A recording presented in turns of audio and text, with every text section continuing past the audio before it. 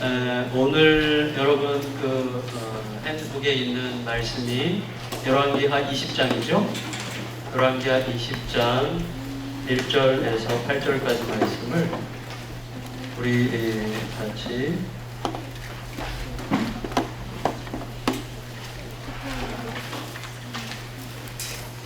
교독하겠습니다.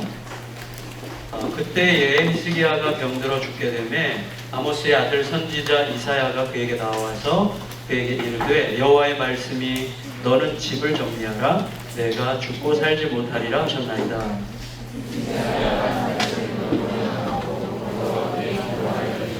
여호와여 구하오니 내가 진실과 전심으로 주 앞에 행하며 주께서 보시기에 선하게 행한 것을 기억하옵소서 하고 히스기야가 심히 통곡하더라.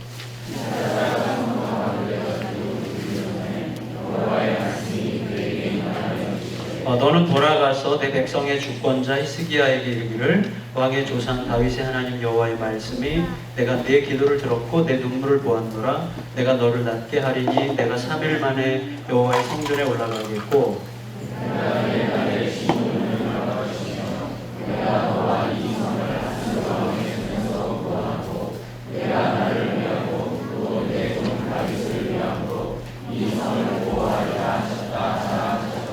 이사야가 이르되 무화과와 반죽을 가져오라 하매 우리가 가져다가 그 상처에 놓으니 나으니라. 히스기야가 이사야에게 이르되 여호와께서 나를 낫게 하시고 3일 만에 여호와의 성전에 올라가게 하실 무슨 징표가 있나이까 하니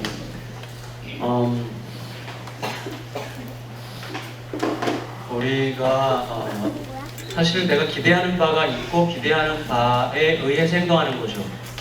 그러니까 가장 단순한 예로 공부를 잘하고 싶으면 공부를 하면 되는 거죠. 내가 공부를 하는 이유는 공부를 잘하기 위해서죠. 그러니까 나의 오늘의 어떤 행동에는 기대하는 바가 있는 거죠. 기대하는 바를 따라서 오늘의 삶을 사는 건데 물론 원하는 게 있으면서도 행동하지 않는 건 말할 필요가 없죠. 그건 가치가 없는 거고 내가 어떠한 기대를 하면서 어떤 결과를 예측하면서 오늘의 행동을 결정하게 되는데 문제는 오늘 나는 분명히 그것을 기대하고 행동을 했고 또 그런 삶을 굉장히 꾸준하게 그것을 기대하고 살았다고 생각하는데 결과적으로 전혀 엉뚱한 결과가 나왔을 경우에 우리가 여기서 어떤 생각을 해야 되느냐는 질문을 가지고 오늘 본문을 들여다보려고 합니다.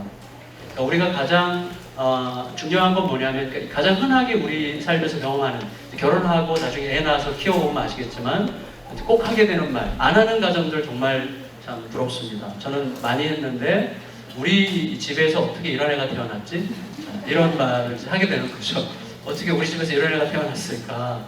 그러니까 이 말에는 전제가 있는 거죠. 적어도 우리가 그동안 살아왔던 삶의 방식과 선택과 결정을 생각할 때 이것보다는 더 나은 아이가 나왔어야 되는데 이런 애가 어떻게 나왔을까? 어떻게 얘는 이렇게 사고를 하고 이렇게 행동을 하고 어떻게 이렇게 뭐가 근본에서부터 틀어진 것 같을까? 이런 생각을 하게 된단 말이죠. 남의 집 애에 대해서는 함부로 절대 생각하면 안 됩니다.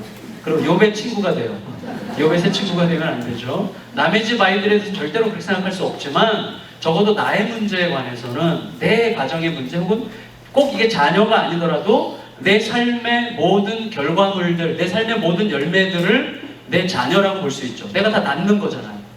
내 말이 낳고 내 눈빛이 낳고 내 삶의 행동과 선택들이 낳는 삶의 결과들을 나의 자녀라고 볼 수 있잖아요. 그런 측면에서 삶의 결과라고 할 때 내가 기대했던 것과 또 내가 기대하면서 행동했던 것과 다른 어떤 종류의 어떤 다른 성격의 결과물이 나왔을 때 우리가 깊이 들여다봐야죠.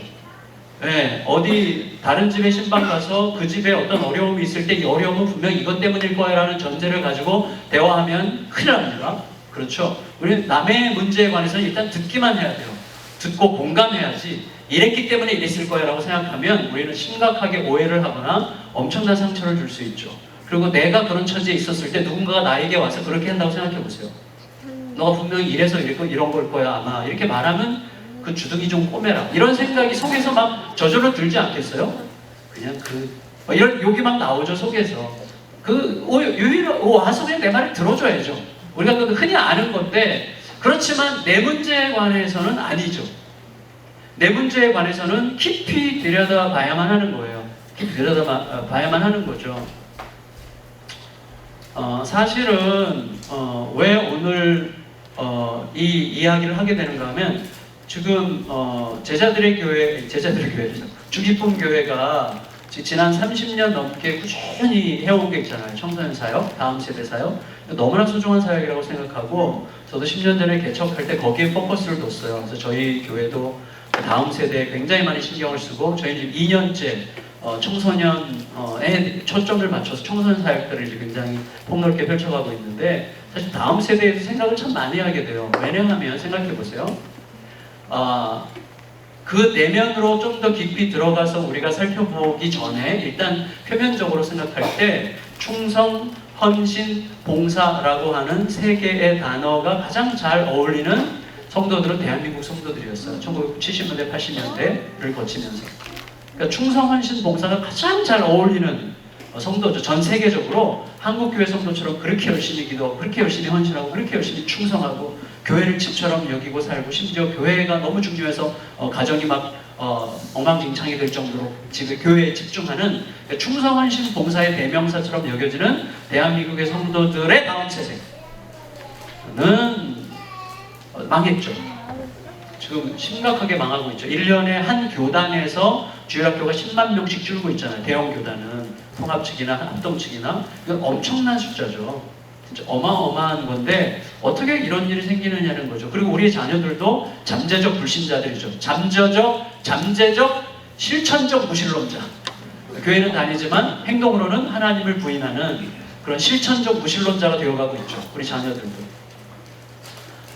저는 이걸 뼈저리게 경험한 거죠. 저희 가정 안에서. 저희 막내가 지금 교회를 안 다니고 있는데 그 아이랑 지금 제가 목사이기 때문에 억지로 다녔던 교회이기 때문에 일단 거부감이 굉장히 많고 자기가 스스로 하나님을 만날 때까지 기다려달라고 요청을 해서 그렇게 해봐라. 그래서 지금 지멋대로 살고 있는 중인데 아주 저희 부부는 가슴이 찢어지는 상황입니다. 그렇지만 기다리고 또 기도하고 하나님께서 그 아이에게 분명히 일하실 것을 믿고 있어요.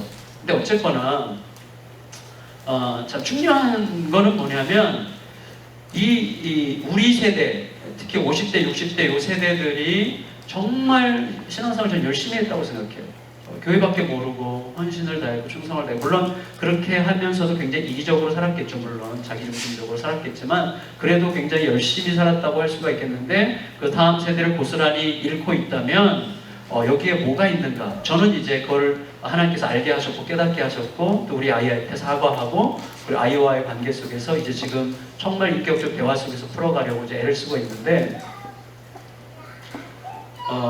제가 왜 이렇게 화두를 시작하는가 하면 히스기야 때문이에요. 저는 오늘 히스기야를 좀 깔려고 하는데 히스기야가 굉장히 믿음의 왕이잖아요. 그렇지만 단편적으로 볼 때 히스기야의 아들이 므낫세예요. 므낫세는 아시잖아요. 이스라엘 남유다 왕국에서 가장 사악한 왕이었죠. 55년 동안 왕 위에 있으면서 종교적으로나 정치적으로나 사회 문화적으로 나라를 초토화시켰죠. 그래서 예루살렘 성전을 비롯해서 예루살렘 거리를 우상으로 꽉 채웠던 왕이었고 그리고 백성들을 피로 다스렸어요. 그래서 하나님께서 남유다를 용서하시려고 해도 므낫세 때문에 용서할 수 없겠다라고 말씀하실 정도로 므낫세는 악한 왕이었어요. 그런데 어떻게 히스기야에게서 므낫세가 나왔느냐는 거예요. 여러분, 열왕기서에서 북이스라엘과 남유다 왕국의 왕들을 통틀어 볼 때 그 왕이 참 괜찮은 왕이다. 그 왕이 참 그래도 그나마 믿음으로 살려고 했던 왕으로 분류할 때 기준이 뭐예요? 다윗과 같았더라예요. 하나님의 표현이에요. 우리가 정한 게 아니라 하나님이 저가 다윗과 같았더라, 저가 다윗과 같지 아니하여 이런 식으로 표현하죠. 다윗과 같았느냐가 사실은 그 왕에 대한 신앙의 정도를 결정하는 기준으로 작동해요. 그러니까 다윗이라는 인물이 아니라 다윗의 하나님을 향한 지향성이죠. 다윗은 실수도 많이 하고 실패도 많이 하고 다윗의 인간 자체를 영웅시할 필요는 전혀 없지만 그럴 가치도 없지만 중요한 것은 하나님을 향한 그의 지향성. 하나님 없으면 죽는다. 하나님 앞에서는 나는 어린애에 불과하다. 하나님 앞에서는 도대체 나 같은 죄인이 어떻게 이런 은혜를 받을 수 있겠는가? 라고 하는 하나님의 크심과 나의 초라함 사이에 이 간격을 잊지 않으려고 하는 거죠. 여러분, 은혜는 어디에서 발생하는 거예요? 하나님의 위대하심과 나의 초라함의 간격을 인식할 때 이 은혜가 나오는 거예요.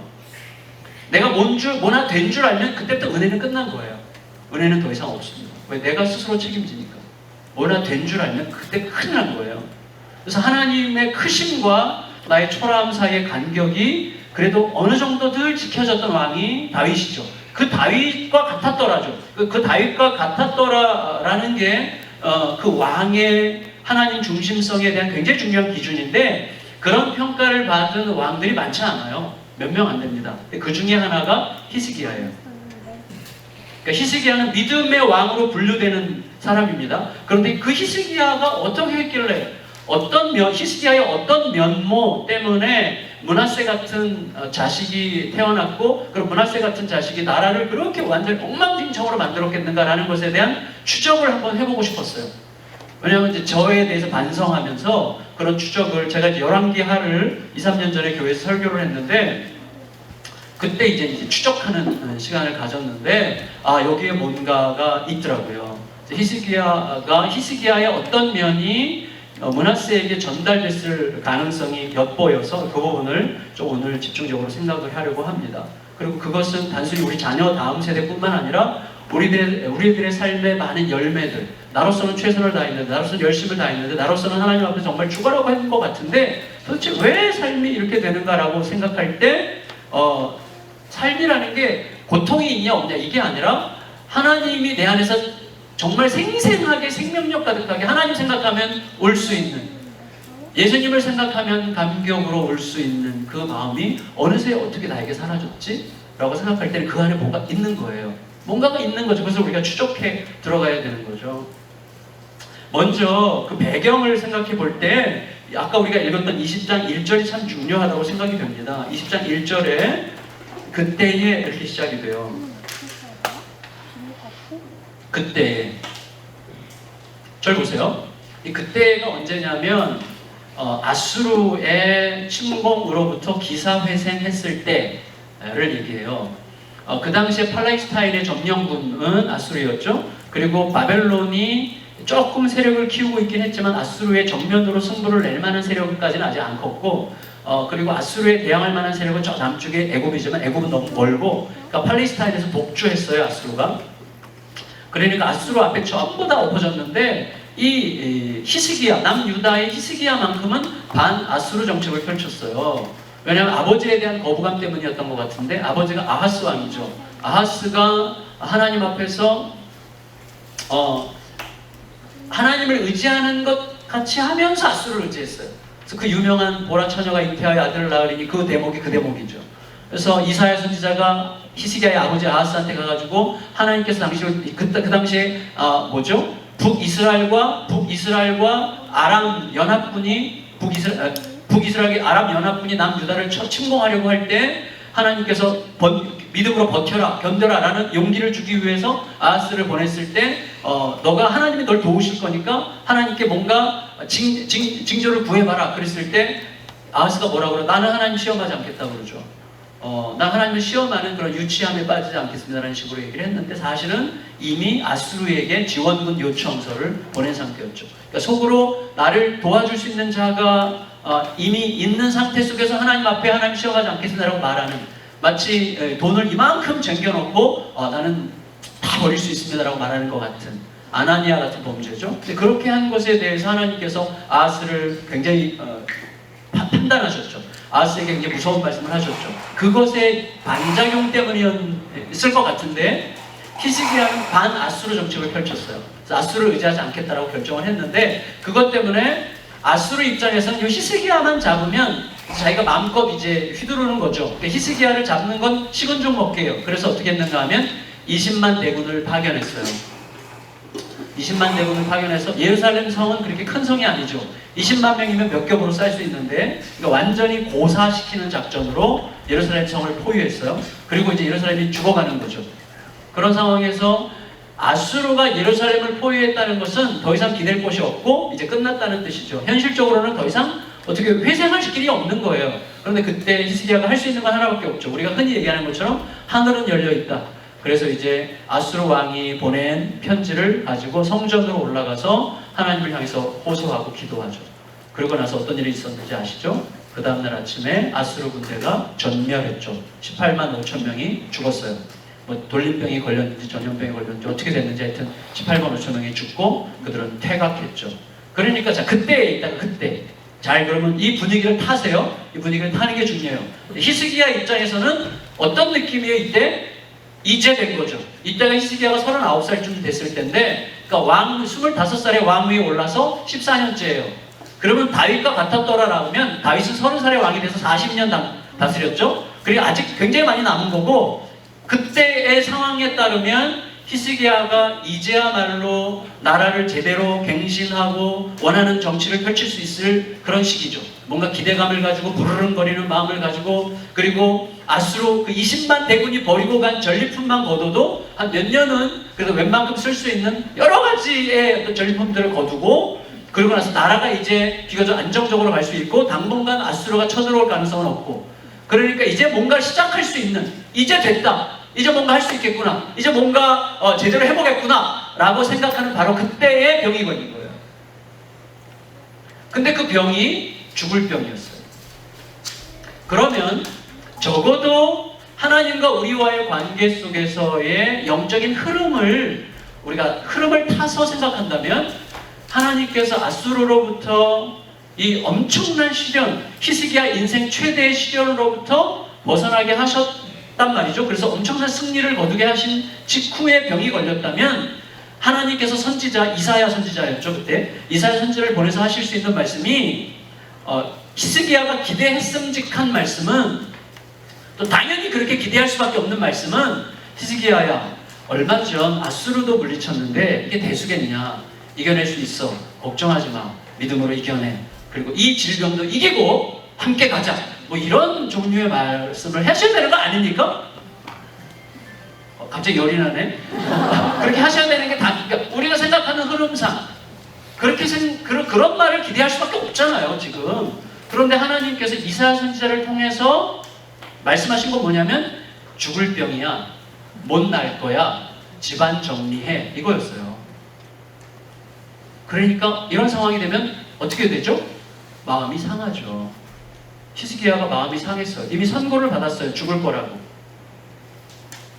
그러면 자, 이제부터 이제 히스기야 안에, 사실 이 히스기야의 문제가 아니라 우리 모두의 문제인데, 어떻게 우리들의 마음속에 어떤 요소들이 돌아가는지를 어떤 요소들이 므낫세 같은 인물을 빚어갈 수 있는 근거로 사용될 수 있었을지에 대해서 우리가 생각하려고 하는 건데, 히스기야가 일단 마음이 상한 게 분명해요. 히스기야가 정신이 분명하고, 이게 좀 불안하네. 제가 아침을 좀 많이 먹었나 봐요. 히스기야가 굉장히 하나님과의 관계 속에서 친밀함 속에 있다면, 여러분 아마 그렇게 느끼실 거예요. 우리들의 삶에서도 하나님과 나와의 관계가 친밀하고 깊고 하나님에 대한 깊은 신뢰와 사랑이 풍성하면, 이런 상황이 되면 하나님, 이게 정말로 하나님께서 죽는 게, 내가 지금 죽을 수밖에 없는 상황이고 죽는 게 주님의 뜻이라면 아멘, 받아들이겠습니다.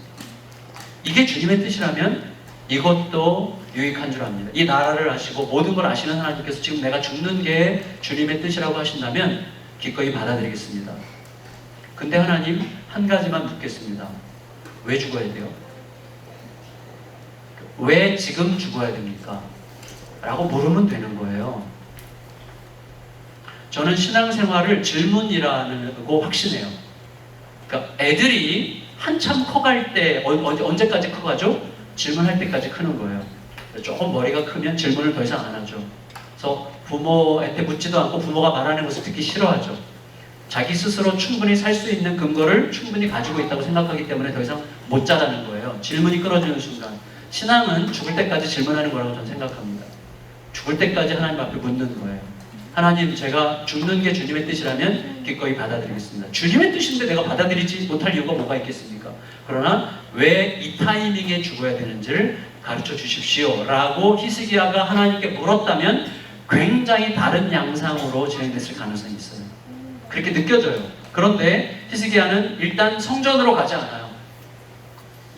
성전에 가서 기도했던 사람인데 그 위기가 오면 성전에 가서 기도했던 사람이 성전을 찾지 않아요. 그럼 어떻게 해요? 등 돌리고 벽 보고 통곡해요. 등 돌리고 벽 본다는 건 무슨 뜻이에요? 이제 삐졌다는 거죠. 여기 2절, 3절 보겠습니다. 2절, 3절. 시작. 히스기야가 낯을 벽으로 향하고 여호와께 기도하여 이르되 여호와여 보아오니 내가 진실과 전심으로 주 앞에 행하며 주께서 보시기에 선하게 행한 것을 기억하옵소서 하고 히스기야가 심히 통곡하더라. 우리 주기쁨 교회 성도님들 통곡에는 두 가지 종류가 있는 것 같아요. 제가 생각해 봤을 때 뭐냐면 히스기야가 심히 통곡했는데 예수님의 통곡과 달라요. 예수님도 히브리서에서 심한 눈물과 통곡으로 간구하셨다고 그랬는데 겟세마나의 기도를 연상하게 하는 말씀인데 겟세마나에서 예수님께서 심히 통곡하실 때 그 통곡은 어떤 통곡입니까? 하나님의 뜻을 아는 데서 오는 통곡이죠. 하나님의 뜻을 아는데 내가 지금 하나님의 뜻으로 가기가 싫어요. 그래서 가야만 하겠다는 걸 알기 때문에 가기 위한 통곡이죠. 하나님의 뜻을 향해서 가기 위한 통곡이고 히스기야의 통곡과 더불어 우리들의 많은 통곡은 하나님이 내 뜻대로 안 해주실 것 같아서 하나님을 나에게로 오게 하는 통곡이죠. 많은 경우에 내가 원하는 대로 하나님께서 안 해주실까 봐 두렵고 염려되고 불안해서 심히 통곡하게 되는 건데 지금 히스기야가 하나님의 뜻을 받아들이지 않잖아요. 죽을 거다. 이 선지자를 통해서 보내서 죽을 거다. 그러면 아멘. 죽겠습니다. 그럼 하나님 지금 왜 죽어야 되는지만 가르쳐 주십시오. 그러면 굉장히 다른 생각을 했을 거예요. 그 다른 생각이었을 가능성이 있는 게 뭔지를 조금 이따 제가 말씀드릴게요. 근데 어쨌거나 히스기야는 일단 하나님께 묻지 않고 벽을 보고 등 돌리고 통곡하는데 하나님 이러면 안 됩니다. 내가 지금 왜 죽어야 됩니다. 나 죽기 싫습니다. 난 죽을 이유가 없습니다. 이렇게 얘기하는 거예요. 그러면서 히스기야의 기도에 뭐가 들어있는가 하면 religion이 들어있어요. religion. 종교관. 자, 기독교가 망하는 첫 번째 단계가 종교화예요. 종교화. 종교라는 건 뭐냐면 종교는 religion 아시죠? religion의 원어 라틴어는 무슨 뜻이에요? 다시 묶는다는 뜻이에요. 다시 말하면 편집한다는 뜻이에요. 하나님의 말씀이 선포될 때 내게 이해되고 받아들여지는 것은 내가 모아서 사용하고 이건 아닌 것 같아 라고 하는 것을 탁 쳐내는 거예요. 다시 말하면 말씀의 판단자가 내가 되는 거죠. 내가 최종적인 결정권자가 되는 게 종교예요. 이거 굉장히 무서운 거죠. 그래서 아담과 하와의 최초의 범죄의 핵심은 종교성입니다. 아담과 하와의 범죄의 최초의 핵심은 종교성이에요. 무슨 말인가 하면 흔한 일 아마 아실 거예요. 하나님은 선악과 따먹지 말아라 죽을 거다 그랬고 사탄은 따먹어도 돼 안 죽을 거야 그랬죠. 그러면 하나님의 말씀과 사탄의 말 사이에서 사탄의 말을 따르는 것 같이 자기 생각을 따른 거잖아요. 그러니까 하나님의 말씀과 사탄의 말 사이에서 나에게 보다 더 유리할 거라고 생각되는 그것을 따른 거죠. 따라서 선악과의 범죄는 결국은 자기 중심성이잖아요. 죄의 핵심은 자기 중심성입니다. 얼마 전에 요새 굉장히 히트치는 미국에서 하버드대학교 교수 조지 피터슨인가? 인생의 12가지 법칙? 전 세계적으로 난리가 났던데 근데 이분이 크리스찬인 것 같아요. 근데 이분이 굉장히 강조하는 것 중에 하나가 뭐냐면 세상에서 가장 추한 인간 아담 이런 특강이 있어요. 세상에 가장 추한 인간 아담 하나님께 막 문책을 당하잖아요. 선악과 따먹고 문책을 당할 때 저 여자예요. 저 여자 당신이 줬어 이거죠. 이 부분은 아주 재밌게 설명을 하더라고요. 사실은 이게 자기중심성이죠. 나에게는 문제가 없다는 거예요. 전부 다 쟤네 문제, 사회 문제, 환경 문제, 쟤네 문제지 나에게는 문제가 없다는 거예요. 이게 자기중심성이고 이게 종교의 핵심이에요. 다시 말하면 내가 최종적인 판단자가 되는 거예요. 내가 모든 것에 대한 최종적인 판단자가 되는 거예요. 자, 이게 어떤 식으로 움직여지는지를 제가 좀 잠깐 설명을 드릴게요. 제가 몇 년 전에 제가 이제 중국 선교를 한 25년을 했어요. 그리고 이제 목회를 하면서 이제 같이 사이드에서 박은조 목사라는 분이랑 같이 25년을 같이 좀 열심히 그 사역을 했는데 그 단체에 제가 국제 대표를 이제 하고 있었어요. 비교적 최근인데 한 4년 전에 멕시코에서 이제 그 선교회가 미국, 중국, 한국에 있어요. 그래서 이제 거기 관계자들이 전부 다 멕시코의 선교사님 집에 모여서 거기 교회에서 이제 이사회를 했는데 그때 제가 독특한 경험을 했어요. 뭐냐면 멕시코에서 회의 끝나고 마지막 날 하루를 이제 멕시코 시티 관광을 했는데 멕시코 시티에 생각보다 엄청나게 피라미드가 많아요. 어떤 선교사님 이집트보다 많을걸요? 뭐 그러는데 정확하게 모르겠고, 근데 이집트만큼이나 피라미드가 많아요. 멕시코에. 깜짝 놀랐어요. 그런데 이집트의 피라미드와 멕시코의 피라미드가 달라요. 기능이. 이집트의 피라미드는 무덤이에요. 그렇죠? 멕시코의 피라미드는 제단이더라고요. 제단. 그래서 제사를 드리는 거예요. 선교사님이 설명하시는데 거기서 어떤 제사가 드려졌는가 하면 그 소위 워리어들, 전사들, 멕시코 전역의 전사들이 1년 내내 훈련을 하고 그 지역 경쟁을 해서 지역에서 우승자들을 뽑아요. 엄청나게 많은 지역에서 우승자들을 뽑고 1년에 한 번 중앙에서 그 제단 앞에서 그 모든 우승자들이 모여. 그러니까 이 대단한 사람들 아니에요? 대단한 우승자들이 모여서 또 거기서 시합을 해서 최종 우승자를 뽑는 거예요. 최종 우승자에게 돌아가는 보상은 살아있는 채로 배를 가르는 거예요. 살아있는 채로 배를 갈라서 심장을 꺼내요. 심장이 펄떡거릴 때 그 펄떡거리는 심장을 신에게 바치는 거예요. 그때 이 우승자가 신의 아들이 된다는 거예요. 신의 아들은 신이죠. 여기에는 어떤 원리가 깔려 있어요? 네. 나에 대한 신의 보상은 신에 대한 나의 행동에 의해서 결정되는 거죠. 무슨 말인가 하면 적어도 신이 나에게 신의 아들로 삼을 정도니까 그 짓을 하지. 집 한 채 준다 그러면 그 짓을 하겠어요? 뭐 그렇게 할 수도 있겠죠. 뭐 그렇게 하면 50만 원 줄게. 그렇다고 그렇게 1년 내내 죽으라고 연습해서 지방에서 우승해서 또 중앙까지 와서 우승까지 했는데 우승한 것도 모자라서 내 배를 갈라서 심장을 꺼내서 줄 만큼의 희생을 하겠어요? 50만 원 받자고? 미친놈이죠. 그건 말도 안 되는 거죠. 다시 말하면 여기에 뭐가 있어요? 적어도 신의 아들이 된다니까 그 정도 희생을 하는 거죠. 다시 말하면 내가 희생한 정도가 나에 대한 신의 보상의 정도를 결정하는 거잖아요. 그게 종교예요. 그래서 절에 가면 가장 흔한 대로 절에서 그래서 50번 절하는 거랑 5,000번 절하는 거랑은 이게 비교가 안 되는 거죠. 그렇죠? 50번 절한 사람보다 5,000번 절한 사람이 더 많은 무언가를 기대할 수 있기 때문에 더 많은 수고를 하는 거잖아요. 다시 말하면 내가 여기서 어떻게 하느냐, 얼마나 수고를 하느냐가 나에 대한 신의 보상의 정도를 예측할 수 있게 하는 거죠. 그게 종교예요. 그래서 종교는 무능한 거예요. 왜 무능하냐면 내가 신을 조종할 수 있잖아요. 신이 나를 좋아하게 하려면 내가 이제 열심히 하면 되고 신이 나를 싫어하게 하려면 지멋대로 살면 돼요. 저는 그런 종교는 안 믿겠어요. 내가 조종할 수 있는 신을 못하라 믿어요? 놀랍게도 우리가 하나님을 그런 식으로 만들어요. 하나님을 빚쟁이로 만들죠. 그래서 우리가 어떻게 알아요? 삶을 살아가면서 어려운 문제가 딱 생기잖아요. 그럼 어떻게 얘기해요?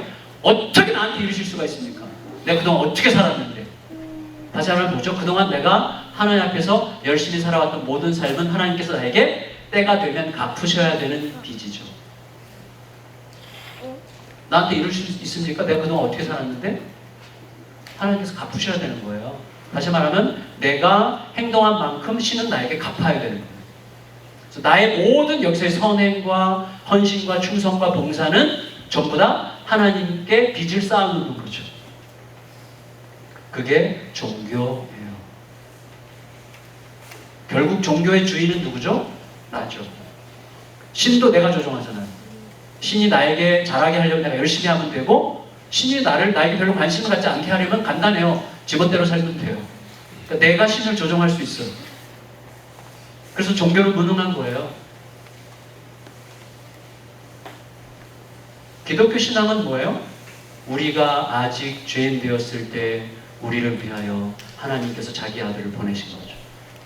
우리 어떤 것을 하기도 전에 우리 어떤 행동과 관계없이 그분의 일방적인 사랑이 우리에게 쏟아졌고 그 사랑이 우리에게 왔다는 사실이 내 안에서 각성될 때 그 말할 수 없는 감격과 감동이 우리를 움직이는 거죠.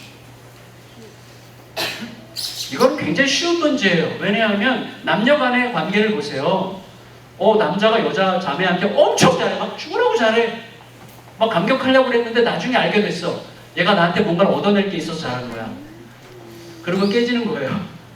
그 관계는 끝이에요. 나한테 엄청 잘하는데 알고 봤더니 아무것도 바라는 게 없어. 오직 그냥 나를 사랑하는 거예요. 그럼 어떻게 하죠? 자매가 어떻게 하죠? 그 남자를 위해서 목숨을 걸고 싶죠. 그 안에서 움직이는 거죠. 그 힘을 누가 감당해요? 제가 제일 좋아하는 말 중에 하나가 있어요. 몇 마디 말 중에 러시아의 문학가 중에 막심 고리끼라는 사람이 있어요. 막심 고리끼가 한 말인데, 사랑하는 사람에게 이래라 저래라 하지 말라. 사랑이 그에게 모든 것을 가르칠 것이다. 저는 신앙생활의 가장 큰 문제는 하나님을 사랑하지 않는 거라고 확신합니다. 하나님을 사랑하면 거기서 지혜가 나오고, 하나님을 사랑하면 거기서 모든 선택과 결정이 다 나와요. 진짜로 사랑하면 아주 단순해져요. 사랑하지 않으려고 하면 복잡해지는 거예요. 욕심이 들어가면 일단 복잡해져요. 욕심이 들어가면. 사랑으로 움직이려고 하면 매우 심플해집니다. 그래서 이 세상 모든 종교에 다 예배가 있어요. 이 세상 모든 종교에 예배가 있어요. 근데 모든 종교 예배와 기독교 예배에 결정적 차이가 있어요. 결정적 차이. 이 세상 모든 예배는 받기 위한 예배예요. 예배를 그래서 정성껏 드리고 잘 드리고 이렇게 하면 신으로부터 어떤 보상을 받을 거라고 생각하면서 드리는 게 세상의 모든 종교의 예배예요. 기독교 예배는 받았기 때문에 드리는 예배예요. 우리는 다 받았어요. 하나님은 우리를 상대하실 때 좀 열심히 해봐, 더 줄게. 좀 더 해봐, 이만큼 줄게. 좀 더 해봐, 이만큼 줄게. 그리고 너 죽을 만큼 해봐, 내 아들 줄게가 아니라 아들을 주고 시작하시는 거죠. 그게 우리 신앙 아니에요? 이게 우리의 삶에 그대로 적용돼야 돼요. 우리의 삶에 적용돼야 돼요. 다시 말하면 나를 움직이는 게 하나님께 알랑방 묶여가지고 하나님께서 나를 잘해주시도록 내가 하나님을 조종하려고 하는 게 아니라, 하나님 아무것도 안 받아도 됩니다. 나는 이미 충분히 배부릅니다. 난 너무너무 충분히 배부르고도 남습니다. 아들을 얻었고 영생을 얻었고 생명을 얻고 영원한 영광을 이미 내 것으로 내 현실로 이미 받았는데 내가 뭘 더 기대합니까? 주님, 아무것도 기대할 게 없습니다. 오직 주님을 더 사랑하고 싶습니다. 그러면 그때부터 그 사랑이 가장 위대한 창조의 능력이 되어 우리의 삶을 빚어가는 거예요. 이건 진짜, 이거는 이미 경험하신 분들 계실 거예요. 어마어마한 힘이죠. 그 진짜 어마어마한 힘이에요. 무엇이 사랑을 이겨요? 나에게 이미 쏟아 부어주신 그 사랑에 대한 각성, 하나님과 그가 행하신 일이 무엇인지를 알아갈수록 커지는 그 사랑이 우리를 움직이는 위대한 능력이 되는 거죠. 제가 청년 때 우리 그때 제자들의 교회를 떠난 다음에 제가 다른 교회, 석관동에 있는 어디 교회를 잠깐 갔었는데, 그때 누구의 집회가 있었는가 하면 그 가난 농군학교의 그 김용기 장로님의 아들이 목사님이세요. 김종일 목사님이라고. 그분 집회에 참석했다가 다른 건 다 잊어버렸는데 이거는 제가 절대로 잊지 못하겠어요. 그분이 뭐라 그랬는가 하면, 가난 농군학교에서 너무너무 지긋지긋하고 먹는 것도 변변치 않고 너무 힘들고 갖고 싶은 것도 많고 그래가지고 새벽에 가가지고 기도했대요. 하나님 이거 좀 먹고 싶어. 옥수수 지긋지긋, 고구마 지긋지긋, 이것도 먹고 싶어, 이것도 먹고 싶어, 고기도 먹고 싶고 막 그러면서 막 이것도 죄시 없어서 막 이렇게 기도를 하는데 진짜 자기가 봤대요. 환상을. 자기 앞에서 십자가에서 예수님이 달려서 예수님이 이렇게 십자가에서 피를 흘리면서 자기를 이렇게 보고 계시더래요. 깜짝 놀라서 예수님을 봤더니 예수님이 한마디 딱 하셨대요. 뭘 더 줘? 그러셨대요. 뭘 더 줘? 내가 나를 너에게 줬다. 내가 너에게 뭘 더 줄까? 다시 말하면 이거예요. 내가 예수님을 받았다는 사실이 도대체 뭘 뜻하는지를 우리가 알지 못하기 때문에 힘든 일들이 굉장히 많습니다. 내가 예수님을 소유한 자가 됐다는 것, 내가 예수님의 목숨값으로 건진받은 자로 살아간다는 게 어떤 의미인지를 제대로 더 많이 깨닫고 부유하게 깨닫고 더 많이 그 안으로 들어가고 더 많이 각성하지 못하기 때문에 우리가 초라해지는 거예요. 근데 우리는 웬만큼 안다고 생각해서 못 벗어나요. 내가 웬만큼 안다고 생각해. 이 정도면 충분하다고 생각하는 엄청난 착각에 빠져 있어요. 저는요, 제가 이렇게 조금 그냥 약간 조정해 가면서 1년에 한 달에 한두 번만 이제 외부 사역을 하는데, 그러면 이제 많이 다니잖아요? 제가 정말 깜짝 놀라요. 이 나라 구석구석에 진짜 위대한, 전혀 알려지지 않은 위대한 목회자들이 진짜 많습니다. 그들에게 엄청나게 배우게 돼요. 겸손하게 묵묵히 목회를 하는데 정말 배울 게 많은 분들이 진짜 수두룩합니다. 감춰져 있어요. 그러니까 드러나고 유명해. 이거는 진짜 아무것도, 이게 쓰레기 같은 거예요. 진짜로. 정말 각곳에서 숨어서, 뭐 숨을 필요도 없어요. 알릴 필요도 없이 조용히, 그렇지만 너무나 신실하게 예수 그리스도 중심으로 목회하는 분들이 진짜 많습니다. 저는 그래서 이 나라가, 교회가 지금 더 무너져도 아무 상관이 없다고 생각해요. 하나님은 이 나라를 향한 계획을 갖고 계신 것 같아요. 확실히. 근데 어쨌거나 중요한 건 뭐냐면, 내가 얼마나 더 내가 그리스도로부터, 하나님으로부터 받은 게 무엇인가를 더 많이 알아가는 배움이 굉장히 중요해요. 이게 예리해지고 날카로워지고 세밀해지고 부유해질수록 우리의 살아가는 삶은 훨씬 더 정밀해집니다. 풍성해집니다. 담대해집니다. 매우 겸손해지죠. 제가 어제 담대한 겸손함을 잠깐 얘기했는데, 우리가 진리이신 예수 그리스도 앞에 있잖아요. 진리이신 예수 그리스도. 진리는 빛이에요. 그러니까 빛은 세상을 밝게 보게 하죠. 못 보던 거를 보니까 어떻게 되죠? 담대해지는 거예요. 그렇죠. 진리는 우리를 담대하게 하죠. 그렇죠? 그런데 우리가 알잖아요. 진리가 사람을 질리게 하잖아요. 사실은 왜냐하면 진리가 빛인데, 진리의 빛으로 다가갈수록 진리의 빛이 제일 먼저 비추는 것은 세상이기 이전에 나예요. 진리에 다가갈수록 내 안에 있는 더러움과 쓰레기 같은 정욕과 음란함과 누추함이 비춰지죠. 저도 늘 성도들 앞에 고백할 수밖에 없어요. 지난 한 주간 동안 여러분이 설교 준비하는 제 안에 들어와서 제 속을 들여다봤더라면 아마 이 중에 10분의 9는 안 왔을 거라고. 제가 설교 준비하다가 음란해지고, 설교 준비하다가 더러운 생각하고, 욕심스러워지고, 내가 얼마나 이기적인 사람인지를 깨달을 수밖에 없다고. 회개하고 온 거라고. 그래서 여러분이 회개한 저를 받아달라고 이렇게 고백할 수밖에 없어요. 진짜로 우리는 그렇게 대단한 존재들이 아니에요. 하나님의 은혜 때문에 사는 거지, 우리의 존재 자체에 무슨 대단한 의미가 있는 게 아니란 말이죠. 하나님의 함께 하심으로 인하는 거죠. 그걸 깨달아가는 게 굉장히 중요한데, 근데 우리도 모르게 우리들은, 마틴 루터가 얘기했는데, 우리들은 근본적으로 죄 자체가 종교성이기 때문에 그리로 돌아가려는, 소위 돌아가려는 뭐예요? 그 법칙이, 제자리로 돌아가는 법칙은 뭐죠? 관성의 법칙. 관성의 법칙이죠. 그리로 돌아가는 법칙이 있어. 루터의 이야기예요. 그러니까 우리는 하루라도 복음 앞에 제대로 서지 않으면 어느새 나도 모르게 또다시 종교의 자리로 돌아간다고 이야기했어요.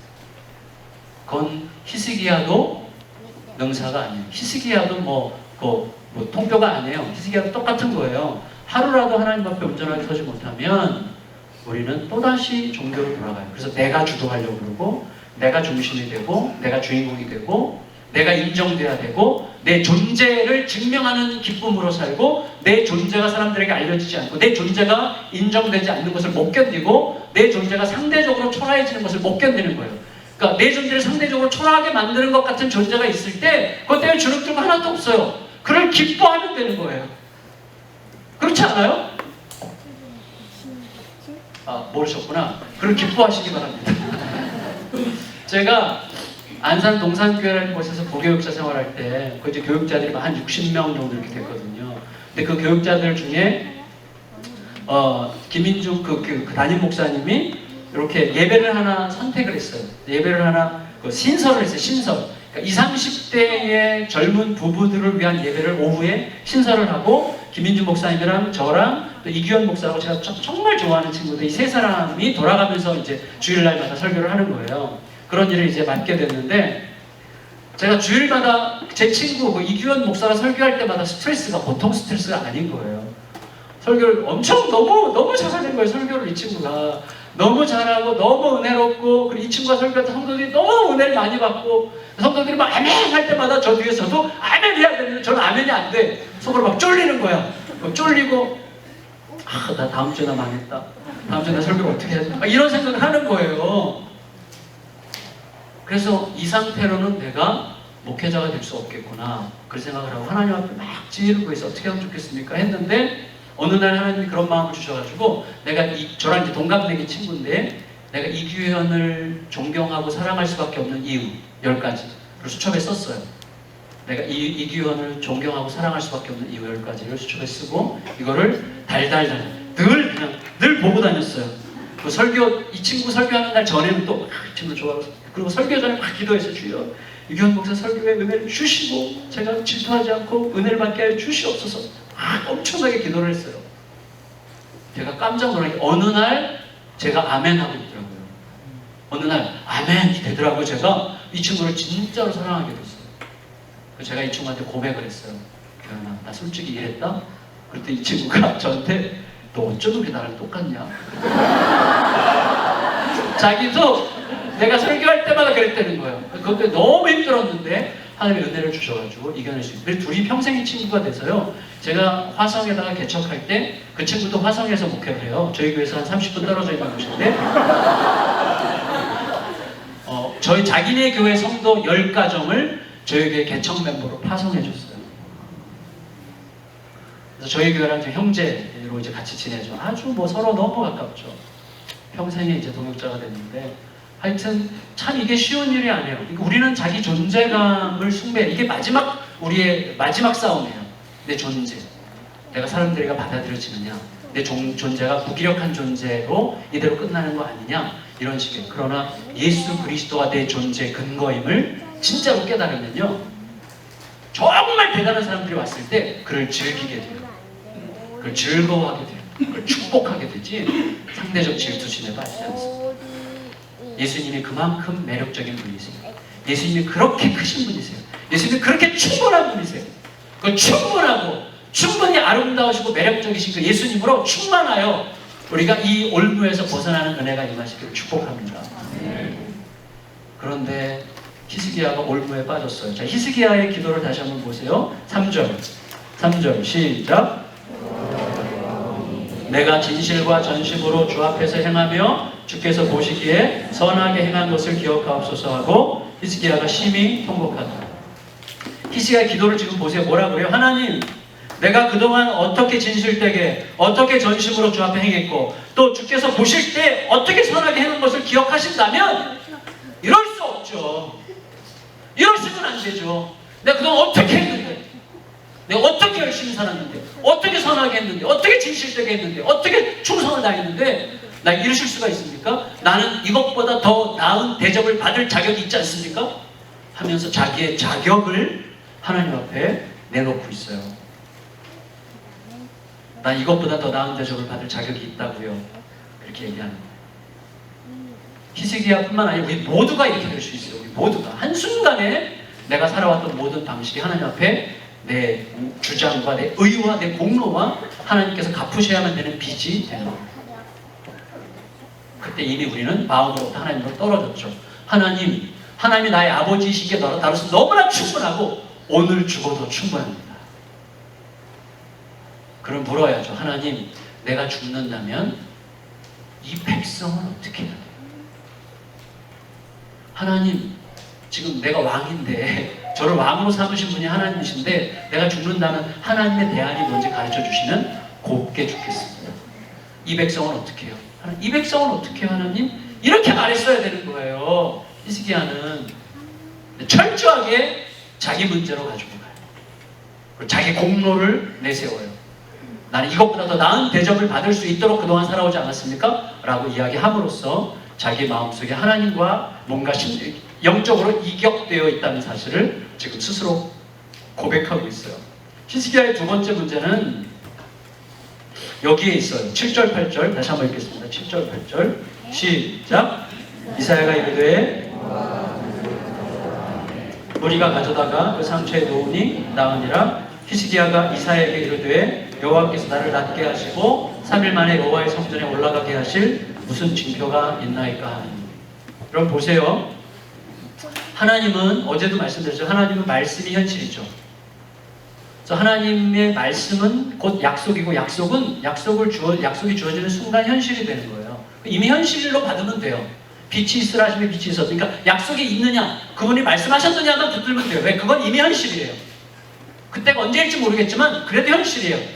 현실 붙들고 가고 그 약속을 붙들고 가는 나를 하나님은 지금 지켜보고 계세요.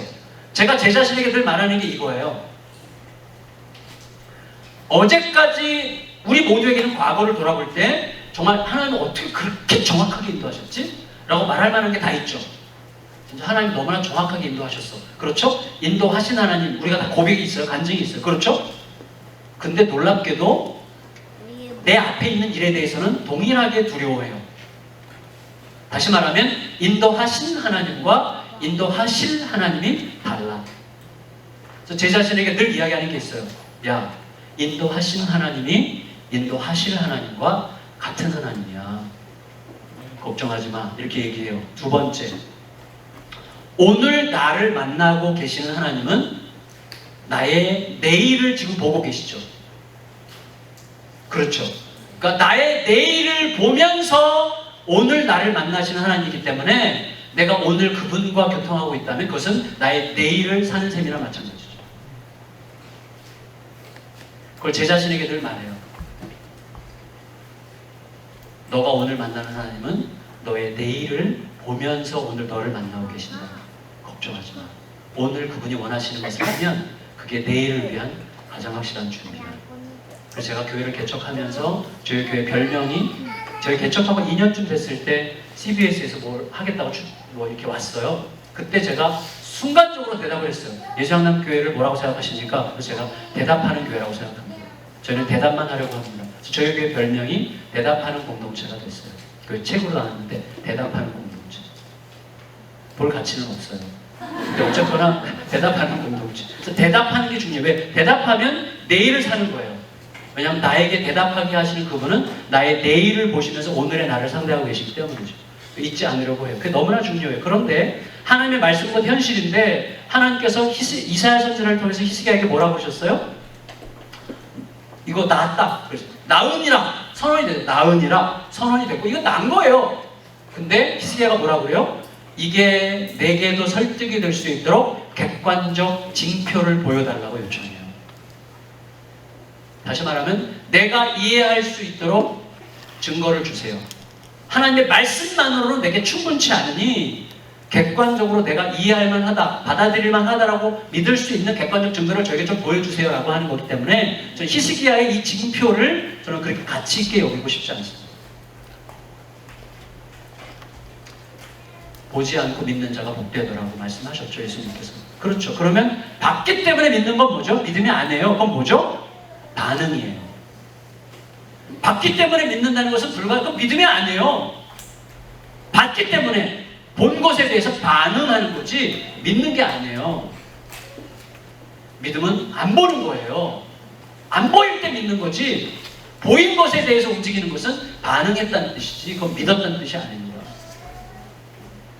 제가 굉장히 좋아하는 책 중에 하나가 있는데 그게 뭐냐면 요새 동성연애가 굉장히 뜨거운데 그 로자리아 버터필드라고 하는 자매예요. 미국의 시러큐스 대학이라고 거기 사회학과가 무슨 중요한 과의 종신교수 30대 중반에 종신교수가 된 레즈비언 동성애자 자매예요. 로자리아 버터필드라고. 근데 이 자매가 책을 썼는데 뜻밖의 회심이라고 하는 책을 썼어요. 이 자매는요 동성애자들의 구루 같은 자매예요. 얼마나 입담이 좋고 글을 잘 쓰고 연설을 잘하고 그래서 게이 축제 같은 데 가면 이 자매가 주 강사고 이 자매의 추종자가 엄청나게 많고 사회적 약자들을 위한 삶을 평생 살았고 평생 자기가 쓴 논문, 책 전부 다 그쪽 계열이에요. 굉장히 각광받는 이제 중진학자죠. 30대 중반의 종신교수가 태안유아가 됐으니까 이거 얼마나 중요한 겁니까? 근데 이 자매 주변에 이 자매 동네에 우리 미국의 합동측 교단 미국에서 가장 보수적인 교단 그러면 PCA인데 PCA 교단의 노 목사님 부부가 그 자매 동네에 살았어요. 그래서 이 목사님이 그 자매를 눈여겨보고 자매와 이제 교제도 하고 또 인사도 하고 같이 차도 마시고 빵도 같이 나눠 그렇게 하면서 교제가 깊어졌어요. 그러면서 이 자매가 이 목사님을 통해서 목사님의 자태, 눈빛, 대화의 방식, 이 목사님의 겸손, 이 목사님 안에 있는 그 확실하게 빛나는 복음에 대해서 조금씩 물이 들어가지고 예수님을 믿기로 결정했어요. 근데 이 자매가 예수를 믿기로 결정한 것을 이게 소위 커밍아웃 하는 순간 이 자매는 지금까지 쌓아왔던 모든 삶을 다 허물어뜨려야만 되는 거예요. 교수직도 내려놔야 될지 모르고 모든 썼던 글, 자기가 받았던 모든 사람들을 앞에서 받았던 모든 지위, 그때 전부 다 물거품이 되는 순간인데 자매가 담대하게 커밍아웃을 했어요. 나는 예수님 믿기로 결정했고 예수님이 나의 구세주가 됐고 예수님이 나의 주인이 됐습니다라고 커밍아웃 했고 사방에서 엄청나게 비난받고 격려받기도 한쪽에서는 엄청난 격려, 한쪽에서 엄청난 비난을 받았죠. 근데 자매에게 고민이 생겼어요. 뭐냐면 예수님은 확실히 믿어졌는데 남자한테 전혀 마음이 안 생긴 거예요. 여전히 여자가 좋아. 여전히 여자가 훨씬 더 매력있고 여자와 함께 있는 게 훨씬 더 편안하고 여자와 함께 있고 싶고 자꾸 남자는 징그럽고 남자는 꺼리 껴주고 어색하고 불편하고 그러는 거예요. 그러다가 이 자매가 어느 날 요한복음 7장을 쭉 읽다가 7장 17절에 이런 말씀이 있어요. 하나님의 뜻을 행하려 하면 알게 되리라. 우리는 알아서 믿는 게 아니라 믿어서 아는 거죠. 이거는 안셀무스라고 하는 중세 신학자의 말이죠. 우리는 알기 때문에 믿는 게 아니라 그건 믿음이 아니라고 뭐라고요? 반응이라고 했어요. 알았기 때문에 믿는 것은 믿음이 아니라 믿었기 때문에 알기 시작하는 거예요. 그래서 하나님은 뭐라고 얘기했어요? 너가 행하려 하면 알게 되리라. 행하는 게 믿음이구나.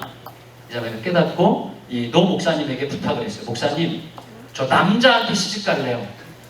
여전히 남자가 싫은데 남자한테 시집 갈래요. 남자 좀 소개해 주세요. 근데 그렇게 선언하고 났더니 기적적으로 남자가 눈에 들어오기 시작했다는 거예요.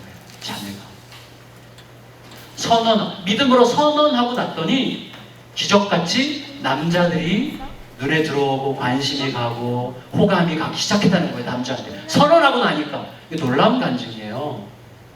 이 자매가 결국은 PCA 교단 목사의 아내가 됐어요. 사모님이야 지금. 미국에 굉장히 건강한 복음주의 계열의 운동이 있어요. 우리나라에 알려진 팀 켈러, 존 파이퍼, 디 칼슨, 브라이언 채플, 필 라이큰, 데이비드 플랫, 이 레디컬이라는 책 쓴 이런 이제 아주 리더들과 젊은 학자들이 한 7, 80명이 모여서 운동하는 TGC라고 저도 이제 그 운동을 같이 TGC 코리아를 만드는 일을 제가 옆에서 돕게 됐는데 그 운동의 주강사예요. 이 자매가 지금 강연이 얼마나 명쾌하고 좋은지 몰라요. 강의가 이 자매의 그 다음 책을 지금 간절히 저도 기다리고 있는데 그걸 너무 잘 써요. 기회가 되면 한번 읽어보세요. 뜻밖의 회심, 로자리아 버터필드라고. 이 자매가 우리에게 주는 교훈이 그거죠. 이 자매에게 굉장히 중요한 포인트예요. 행하려 하면 알게 되리라. 근데 지금 히스기야는 뭐라 그래요? 보여주면 믿겠습니다. 이 자매는 믿음으로 알리라 라고 고백한 반면 히스기야는 내가 보여주면 믿겠습니다. 그건 믿음이 아니죠. 반응하겠다는 뜻이죠. 마음의 중심축. 자, 이런 첫째 아까 종교성도 자기중심이고 이런 보여주면 믿겠습니다. 이것도 자기중심이죠. 자기가 최종적 판단자가 되겠다는 거예요. 이게 핵심이에요. 이게 정말 무서운 거예요. 저는 우리 세대의 크리스찬들의 많은 신앙이 이런 트랩에 어느 정도, 왜냐하면 그런 흘러내려왔어요. 그게 우리의 잘못이라고 말할 수 없지만 그 트랩에 빠졌어요. 율법적, 종교적 트랩에 빠져가지고 뭔가를 해야만 비로소 그것에 의해서 뭔가를 기대할 수 있을 것 같이 생각하는 트랩에 빠진 거예요. 복음이랑 정반대의 길이에요. 복음을 말하지만 복음을 율법으로 만드는 일에 너무나 익숙해진 거예요. 그것이 우리 다음 세대들에게는 알아요. 다음 세대 기가 막히게 알아요. 몸을 보면 알아요. 몸을. 그 사람이 아무리 화려하고 대단한 말을 한다고 해도 그 사람의 삶을 보면, 삶의 선택을 보면, 삶에서 어떤 선택과 결정을 하는지를 보면 사람들이 그것으로 메시지를 듣는 거지 말로 듣는 게 아닙니다. 말로는요 안 변해요. 변하는 거, 감동은 받지만 변화는 없습니다. 머나세가 히스기야 영향을 뒤에서 받았어요. 뒷모습으로. 그 핵심을 좀 이따 말씀을 드릴게요. 세 번째 히스기야의 문제, 이 얘기하고 말씀을 정리해 가겠는데, 히스기야의 세 번째 문제는 뭐냐면 자기 존재의 공공성을 상실했어요. 다시 말하면 내 정체성, 내가 누구냐, 내가 왜 어떤 존재로 여기 있느냐를 상실했고, 그것이 아들에게 고스란히 흘러간 것 같아요. 하나님께서 5절에서 이렇게 말씀하세요. 5절 같이 읽겠습니다. 5절 시작. 너는 돌아가서 내 백성의 주권자 히스기야에게 이르기를, 왕의 조상 다윗의 하나님 여호와의 말씀이 내가 내 기도를 들었고 내 눈물을 보았노라. 내가 너를 낫게 하리니 내가 3일 만에 여호와의 성전에 올라가겠고, 6절 내가 내 날에 15년을 더할 것이며 내가 너와 이 성을 아수르 왕의 손에서 구원하고 내가 나를 위하고 또 내 종 다윗을 위함으로 이 성을 보호하리라 하셨더라. 여러분 보세요. 절 보세요. 하나님은 히스기야에게 응답하신 적이 없습니다. 하나님은요, 히스기야를 고친 게 아니에요. 하나님이 히스기야를 그 병에서 치료해 주겠다고 하신 적이 없어요. 하나님은 하나님의 백성의 주권자 히스기야에게 응답하셨어요.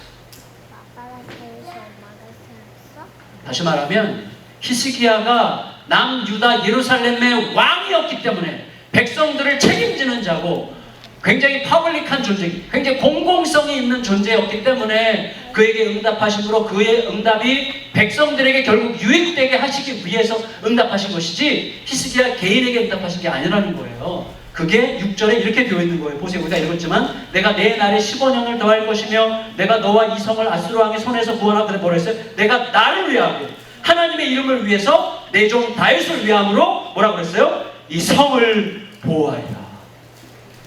하나님은요, 예루살렘을 보호하고 하나님의 약속을 위해서 다윗의 이름을 위하여 응답하신 것이지 히스기야 개인에게 응답하신 게 아니에요. 다시 말하면 하나님의 백성을 다스리고 통치해야 될 주권자이기 때문에, 그의 공적 책임 때문에 그에게 응답하신 것이지 히스기야 개인의 사사로운 질병을 치료하심으로 간증하러 다니라고 응답하신 게 아니라는 말이에요. 그게 존재의 공공성. 히스기야는 그 공공성을 상실했어요. 여러분 생각해 보셨어요? 왜 15년일까? 왜 하나님은 쓰시는 김에 좀 더 쓰시지, 한 20년이고 30년 더 앞으로 너의 앞날을 30년을 더 주겠다 그러시든지 해야지, 왜 10년도 아니고 20년도 아니고 15년일까? 15년 물어보셨어요? 15년? 제가 연년 그러니까 미안한데, 여러분 15년 왜 15년인지 물어보셨어요? 여러분 므낫세가 몇 살에 왕이 됐어요? 12살에 왕이 됐어요. 하나님이 15년 생명 연장시켜 주시고 3년 차 때 낳은 아들이 므낫세예요. 다시 말하면 히스기야가 하나님께서 너에게 지금 너가 죽을 병에 걸렸다, 죽을 거다, 집안 정리하라고 했을 때 집안 정리하라는 뜻이 그거였어요. 후계자가 없잖아. 너 후계자가 없잖아, 후계자. 그러면 집안을 정리하라는 말씀을 귀담아 들었더라면, 하나님 저에게 아직 후계자가 없습니다. 이 백성들은 어디로 갑니까? 길 잃은 양처럼 어디로 가야 됩니까? 라고 당연히 물었어야 되는 거예요. 하나님께서 그래서 집안을 정리하라고 하신 거예요. 하나님께서 너 죽을 거다 말씀하시면서 집안 정리하라고 말씀하신 적은 여기밖에 없어요. 독특한 말이에요. 다시 말하면 히스기야가 그 말을 귀담아 들었더라면 내게 지금 후계자가 없구나, 하나님 후계자를 어떻게 해야 될까요? 라고 질문했을 거예요. 굉장히 다른 양상으로 진행됐을 거예요. 그런데 생명을 연장받는 것만 목적이야. 묻지 않아요. 왜 15년인지. 왜 15년인지를 묻지 않아요. 이게 무서운 거예요. 이게 어디로 가는지 아세요? 이게 어디로 가는지? 자, 보세요. 굉장히 무섭죠. 그 당시 아수르가 팔레스타인을 점령했지만 바벨론이 막 세력을 막 일으키려고 할 때 바벨론 입장에선 조금이라도 자기 세력을 넓히려면 자기들 편이 될 만한 사람을 찾아야 되는데 그게 바로 히스기야였어요. 그래서 히스기야, 근데 호기가 뭐 호기, 저로의 기회가 왔죠. 히스기야가 병들었다 낫대. 그러니까 사신들을 보내가지고 우리 같은 편 되자, 감축합니다, 우리 같은 편 먹읍시다, 이렇게 해서 사신들을 보낸 거예요. 그때 히스기야가 어떻게 해요? 자기가 당신들이 나에게 같은 편 되자고 제안했는데 이거 그렇게 손해보는 일 아닐 거예요, 나 이런 사람이에요 라는 것을 과시하기 위해서 성전과 왕국에 많은 보물을 다 보여주죠. 그거 무슨 뜻이야? 나 이런 사람이요, 당신도 나랑 거래해야 그렇게 손해보는 일 없을 겁니다. 라는 식으로 과시했어요. 히스기야의 힘은 그게 아니라 하나님이죠.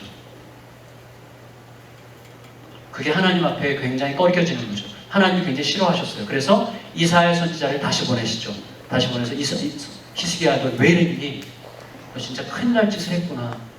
너 이렇게 했기 때문에 이 모든 보물들 전부 다 그 구경한 바벨론 인간들이 전부 다 뺏어갈 것이고 너의 아들 중에서 내시로 잡혀갈 자들이 있을 거야. 하나님께서 굉장히 무서운 말씀을 하셨죠. 그때 히스기야가 뭐라 그래요? 하나님, 이게 주님의 뜻이라면 어찌 선하지 않으리요. 얼마나 가증해요. 너 죽을 거다 그랬을 때는 이게 주님의 뜻이라면 어찌 선하지 않겠습니까? 라는 말 안 했어요. 내가 왜 죽어야 됩니까?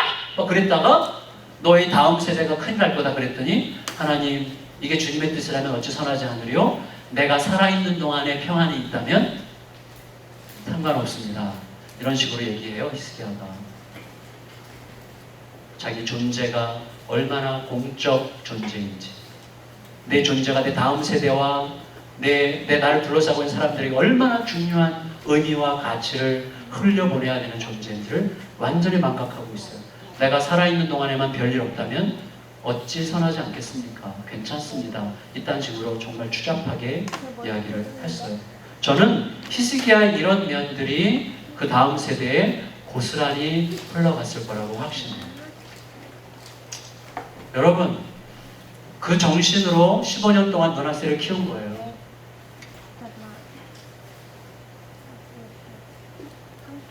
너무너무 무섭죠.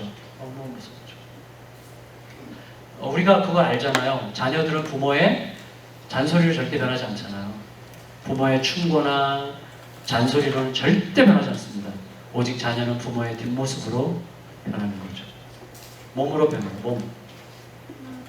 우리가 속았어요. 그동안. 뭐에 속았냐면 제 말이 아니라 지금 전 세계적으로 각광받고 있는 신학적 철학자죠. 중에 미국의 미시건의 켈빈 대학교의 철학과 교수인 제임스 스미스라는 분이 있는데, 그분이 지금 시리즈로 하나님 나라 시리즈 책을 쓰고 있는데, 첫 번째 책이 하나님 나라를 욕망하라, 그리고 두 번째 책이 하나님 나라를 상상하라인데, 이분의 관점이 이거예요. 그리고 지금 굉장히 많은 젊은이들, 20, 30대 젊은이들로부터 상당히 많이 그 각광을 받고, 얼마 전에 고려대학교 교수들이 베리타스 포럼이라고 하는 것을 열어서 이분을 초청했어요. 지난 5월달에.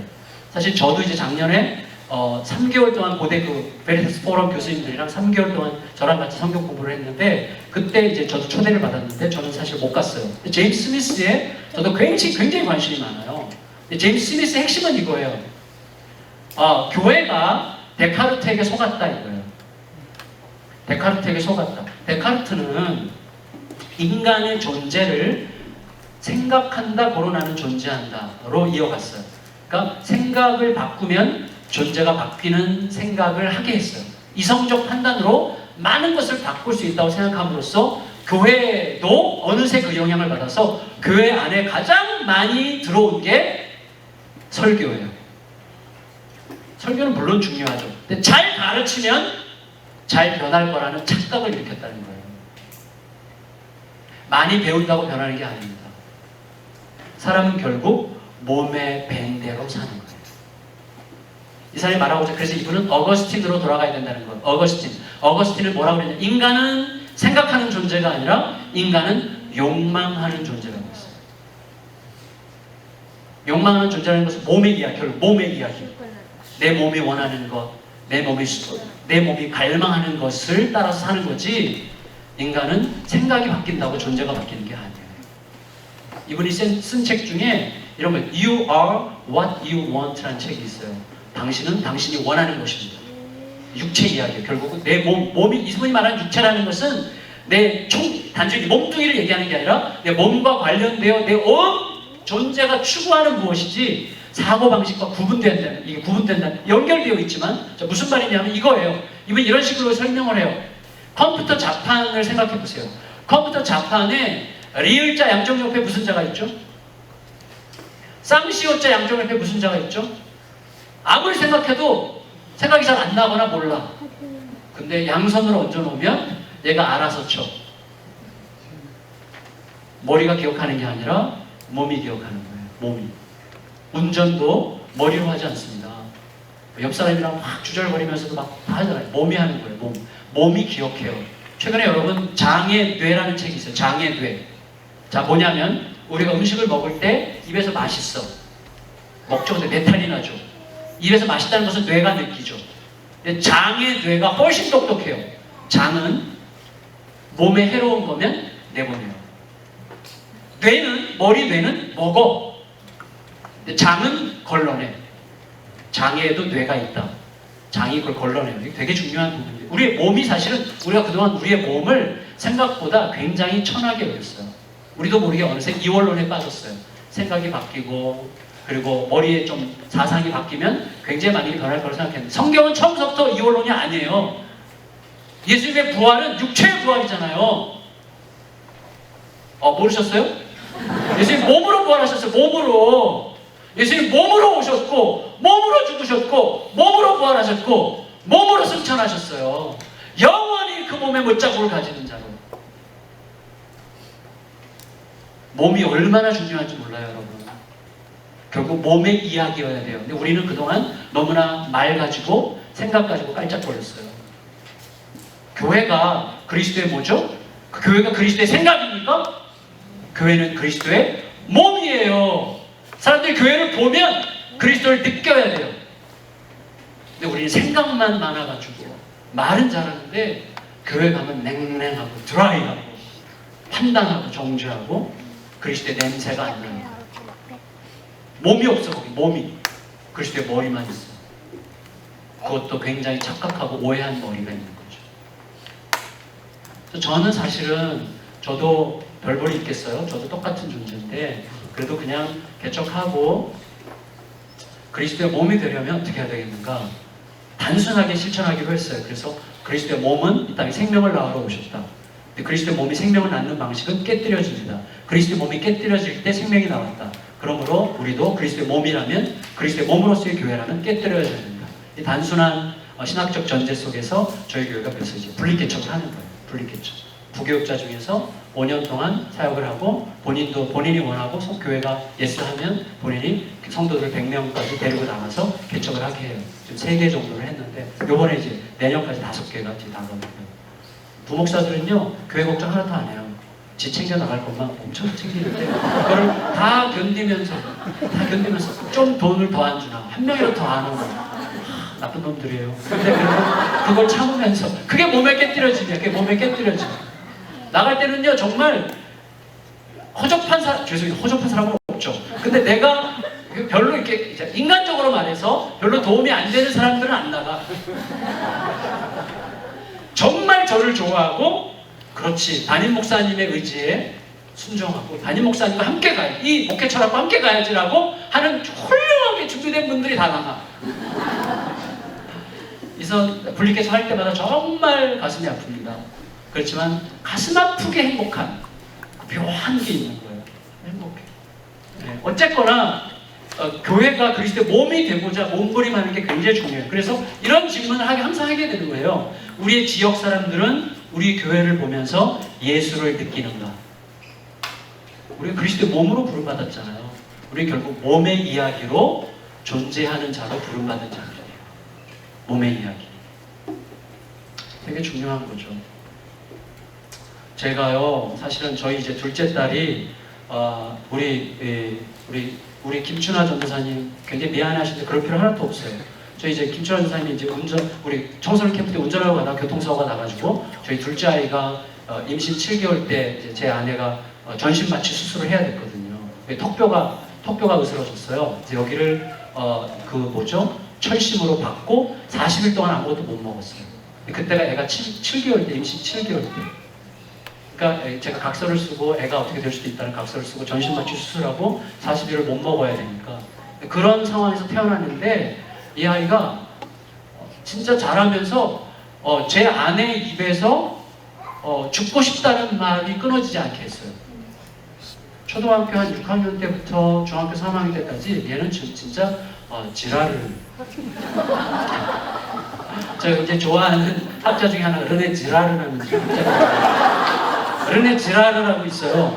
희생양이라는 책으로 유명한. 근데 이 저희 딸이 약간 르네 지라르과인데 근데 이 아이가 사춘기가 왔는데 정말 거칠고 중학교 때 이미 이제 술 담배 하고 얼굴은 정말 예쁘장하게 생긴 애가 그리고 제가 그때 안산 동산교회 부목사일 때인데 그러니까 얘가 교회 가는 게 저로서는 고통이야. 그러니까 얘가 교회를 안 갔으면 좋겠어. 교회 가면 이제 보통 이제 그러니까 성도들이 저를 늘 걱정하는 거예요. 그래서 제가 김인주 목사님이 저를 참 아껴주셔가지고 이제 어른 예배 설교를 1년에 한 두 달에서 석 달은 대예배 설교를 이제 맡겨주셨어요. 거의 교회 예배가 2개여서 그래서 굉장히 이제 아주 행복한 목회를 했는데 설교하려고 설 때마다 항상 제가 위축되는 거예요. 설교하려고 할 때마다 성도들이 속으로 말하는 것 같아. 내 딸이나 잘 키워 이렇게.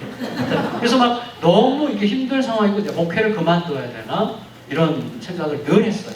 너무 거칠고 그렇게 침 뱉고 다니고 성적 공부는 완전히 뭐 공부 바닥. 그 아이가 반에 42명 아이인데 42명인데 늘 39등이야. 늘 39등. 제가 하도 칭찬할 게 없어가지고 그래도 가끔씩 그 양이 있어. 양이 중간에 두 개 이렇게 섞여 있어요. 너 너무 몇 과목은 너무 집중해서 공부하지 마라. 또 얘한테 항상 29등이니까 너 어떻게 이렇게 한결같아? 너 진짜 한결같아서 진짜 좋다. 이런 식으로 이를 갈면서 얘기를 했지만 얘가 그래. 너 뒤에 항상 3명이 있어. 너 뒤에 항상 3명이 있구나. 그럼 걔네 다 운동부야. 그러고 아주 당당해. 정말 당당하고. 그러니까 얘를 생각하면 막 이가 갈리고 얘 발자국 소리만 들어도 막 신물이 나고 막 너무 미운 거예요. 진짜 너무 미워. 중3 때 얘가 중3 때 저랑 엄청나게 싸웠는데 제 입을 한 단번에 막더라고요. 단번에. 아빠, 나 아빠랑 얘기하고 싶지 않아. 내가 세상에서 제일 싫어하는 사람을 얘기하고 싶지 않아. 와. 근데 이게 진심은 아니었는데 나중에 알고 보니까 진심은 아니었는데 제 말을 막기 위한 기가 막힌 기술을 얘가 개발한 거예요. 제가 그 말 듣고 너무 충격받아가지고 제 방에 가서 막 엉엉 울었어요. 어떻게 할 수가 없더라고요. 눈물이 그냥 막 쏟아지더라고요. 너무 서러워서.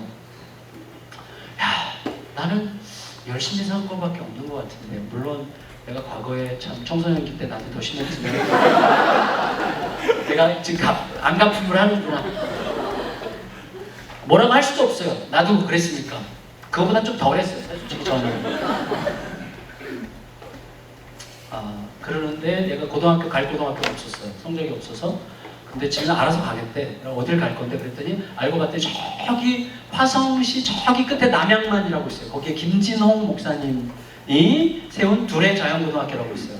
지금은 그 학교가 진짜 엄청 좋은 학교가 됐는데 그때까지만 해도 갈 학교가 없는 아이들이 가는 학교예요. 거기를 제가 어떻게 알아서 갔어요. 너무 감사한 것은 기숙사가 있어요. 기숙사가 있어요. 그때 이제 제가 서초동에 있는 교회 담임 목사로 갔어요. 걔가 그러니까 집은 서초동이고 학교는 거기니까 금요일 날 오는 거예요. 금요일 날. 월요일서부터 금요일까지는 정말 근데 금요일 저녁만 되면 이제 벌써 여기가 두근두근하고 또 무슨 싸움이 일어날까 또 아내랑 또 어떻게 싸울까 뭐 또 어떻게 나는 왜 또 소리를 지르게 될까 뭐 이런 것 때문에 차라리 막 말을 안 하고 안 보는 게 제일 나아요. 너무너무 힘든 상황인데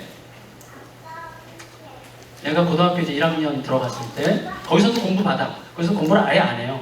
그러는데 고1 때 얘가 이제 학교를 갔을 때 그 학교에서 와서 토요일 새벽인데 토요일 새벽에 제가 이제 교회 가서 하나님 우리 둘째 딸 어떻게 하고 둘째 딸 어떻게 막 이제 하나님 기도를 하는데 하나님께서 이렇게 제 가슴 속에 선명하게 말씀하셨어요.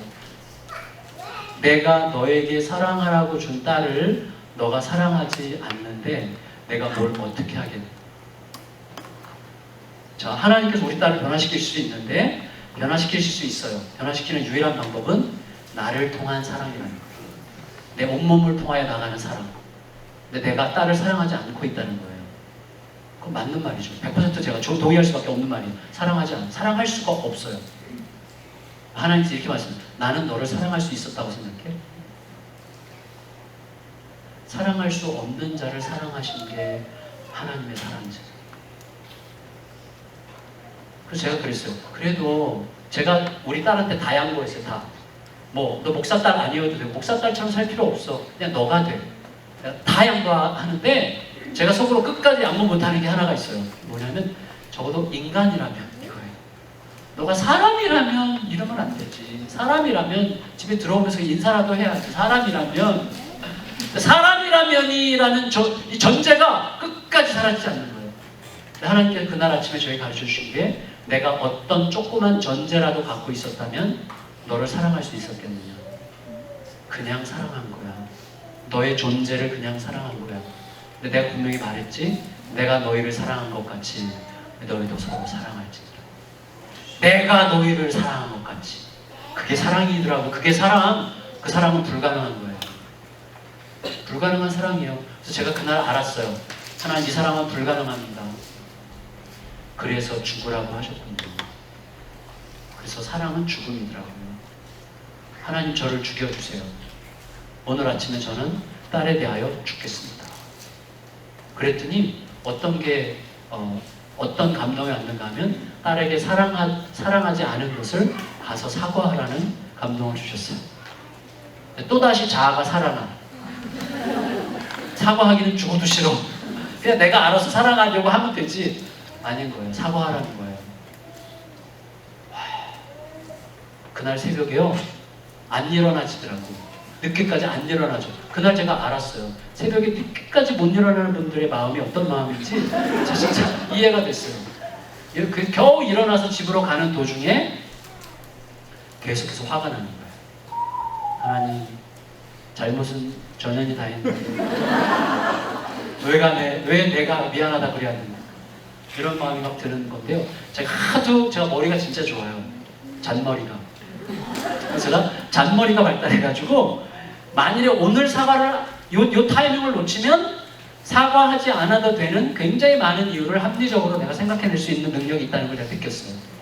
그래서 단순하게 가자마자 사과해야 돼요. 그래서 집에 들어가자마자 걔 방문을 열고 앉아서 그냥 바로 침대에 누워있는 걔 앞에 무릎을 꿇었어요. 무릎을 꿇고 미안해. 아빠가 널 사랑하지 않았다고 하나님께서 말씀하셨는데 사실이야. 아빠는 널 사랑하지 않았고 아빠의 기준을 사랑했어.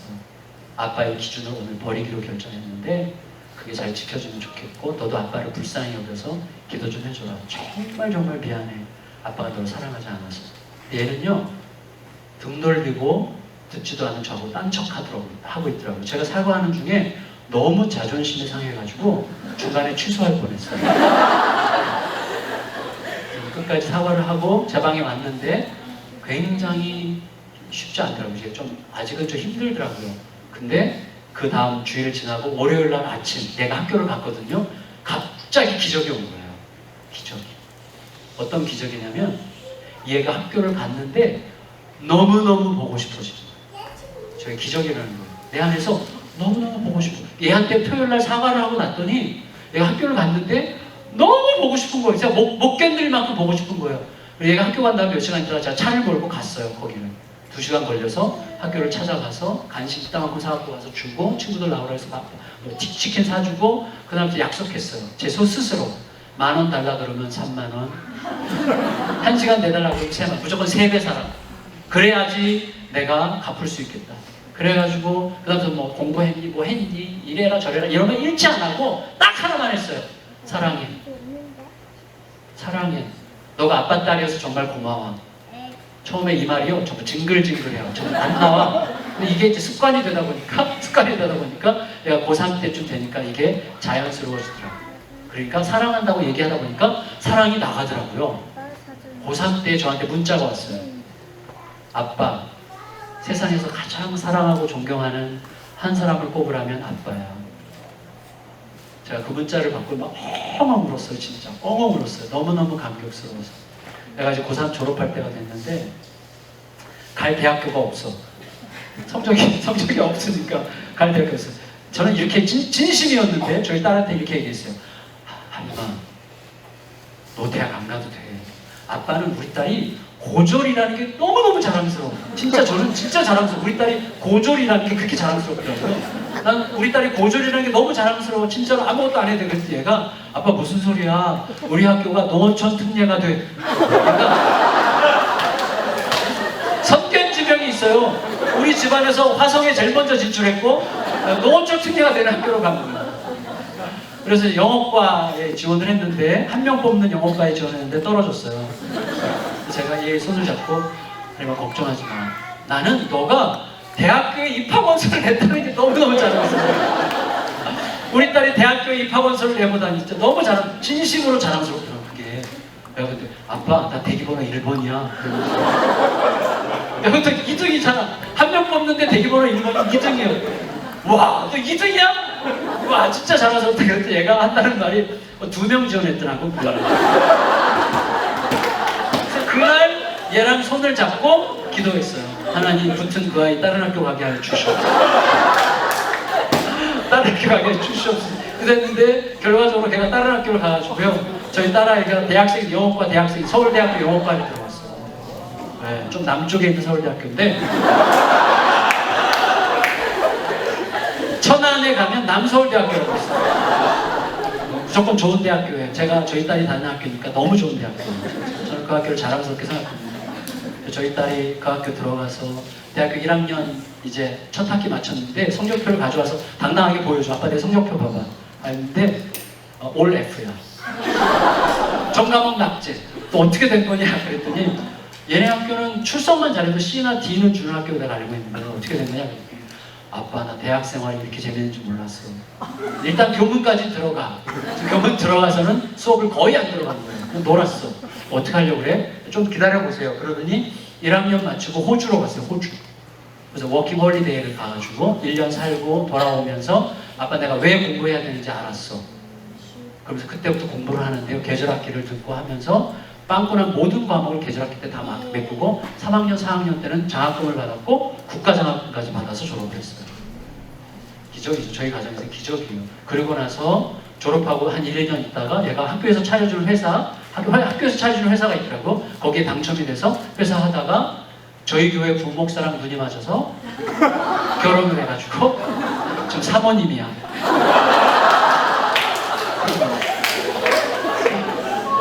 그래서 저희 큰딸은 미국에 이세랑 결혼해서 미국에 사는데 큰딸이 다니는 교회가 좀 큰 교회인데 그 교회에서 저희 사위를 부목사로 청빙해서 언니랑 같은 교회를 다니고 있어요.